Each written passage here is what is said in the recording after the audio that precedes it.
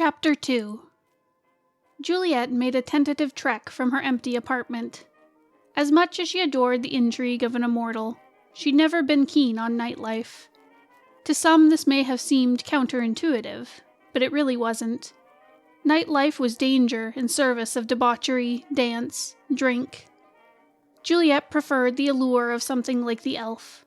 She didn't fully understand everything she overheard, but there was importance to it. She needed only decipher the riddle. In the end, however, she couldn't dismiss the appearance of a dragon. Juliet found herself on the city streets. An ashy smoke was still thick in the air, flakes like snow swirling between the current of the crowd. The emptying theater mixed with the audience the dragon conjured, the red-hot core somewhere at the center beyond Juliet. She grimaced, expecting nothing less. The last time a dragon had deigned to appear in the city, the streets were clogged for a day. Juliet wavered, stepping backwards in the direction of her apartment. The golden gleam of the era left Juliet feeling misplaced. Her own clothes lagged behind. The dresses of the onlookers nearly rose above their knees, while Juliet's skirt had never ventured higher than her ankles.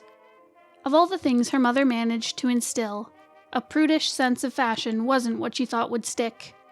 Though anything that dimmed the interest of her suitors worked for Juliet. She turned her back to the glimmering sea of gold. Maybe she'd hear about the dragon in the headlines later. "Jules!" someone shouted before she opened the door. A grimace took her as Dawn emerged from the crowd. He matched her intensity, but with an opposite expression. He squeezed between a couple standing on tiptoes, ducking beneath their linked arms. "Fancy meeting you again so fast." "And so brief, too." She pulled open her door. "Don't be like that. You're down here to see the dragon, right? You're not getting through the crowd to see her like this. But I know where she's off to." Juliet rolled her eyes, but her grip on the door handle softened. "Another crowd to squint through? I couldn't possibly think of a better time." "Not when I've got myself an in with her. She's interested in meeting with you." "Me?" Juliet felt a heat raise in her face. What would she want with me? "She's interested in your elf," he shrugged. "So what do you say? Interested?" "I don't know.